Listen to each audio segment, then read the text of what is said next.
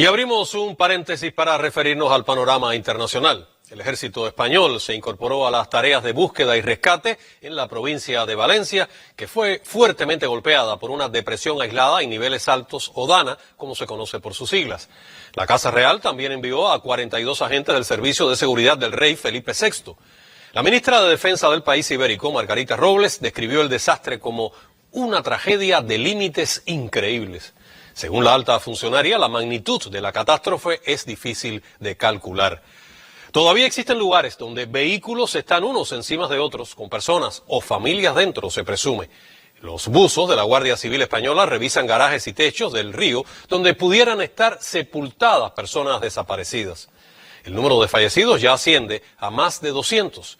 Se desconoce el paradero de decenas de individuos en las provincias de Valencia y Albacete. Parte de los esfuerzos se centran ahora en revisar túneles y sótanos donde quedó gente atrapada. En algunos municipios los equipos de rescate solo pudieron abrirse paso este viernes 72 horas después de la catástrofe. Las fuertes lluvias continúan en otros puntos de la geografía española. La DANA afectó este viernes a las Islas Baleares. En Estados Unidos, los candidatos a la presidencia se enfocaron en la tarde de este viernes en otro territorio determinante para los comicios generales del próximo 5 de noviembre. Tanto Donald Trump como la vicepresidenta Kamala Harris realizaron actos de campaña en Wisconsin. Ese fue uno de los 3 estados que permitieron la sorpresiva victoria de Trump en 2016 junto a Michigan y Pensilvania. En 2020, Biden aseguró su triunfo en las urnas, ganando la mayoría de los votos en esos mismos territorios. Como en años anteriores, las encuestas de intención de voto revelan en estos estados un empate técnico o al menos una ventaja mínima para alguno de los candidatos a la Casa Blanca. Ambos nominados a la presidencia los podrían necesitar para la formación de una mayoría en el colegio electoral. Quien lo obtenga ganará la elección, aunque pierda el conteo de votos a nivel nacional, como pasó con Trump en 2016. El gobierno de Líbano denunció el rechazo de Israel a los esfuerzos para un cese de las hostilidades.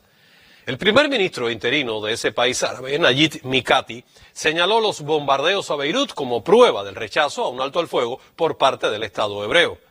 Una actitud similar ha prevalecido durante más de un año con respecto a la guerra de genocidio en la Franja de Gaza.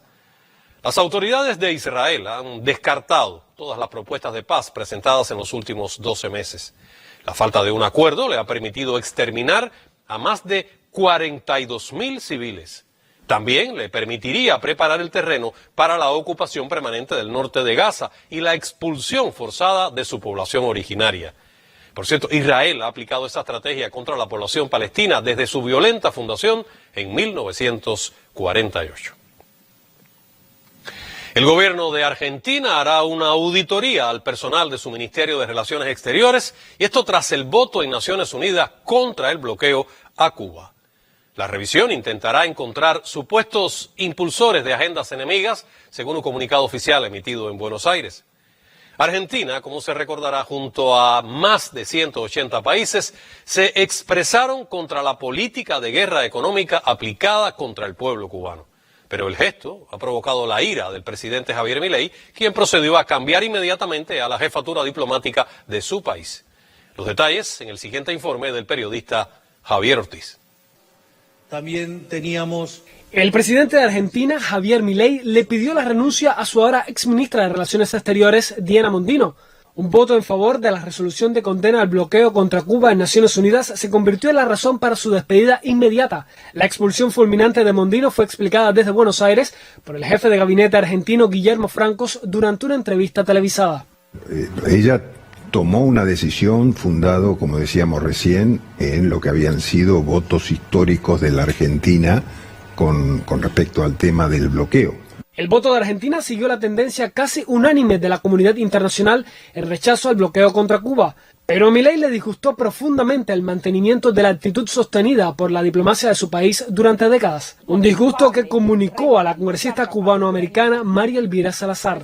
Acabamos de hablar con el presidente de la Argentina, el señor Javier Milei, y me dijo que él consideraba que era una traición lo que había hecho su canciller, la señora Diana Mondino, una traición a la Argentina en haber votado a favor de Cuba y en contra del embargo norteamericano en las Naciones Unidas. En el Departamento de Estado estadounidense se tomaron el repudio al bloqueo con mucha más calma que en Buenos Aires. El portavoz diplomático Matthew Miller reconoció estar consciente del criterio de la mayoría de los países del mundo.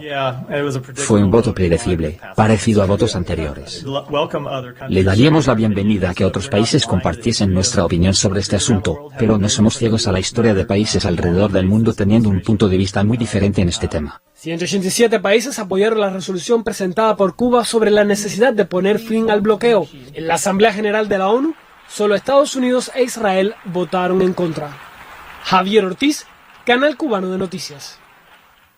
Y de esta manera concluye este breve repaso del panorama internacional. Seguimos ahora con otros temas de la actualidad nacional.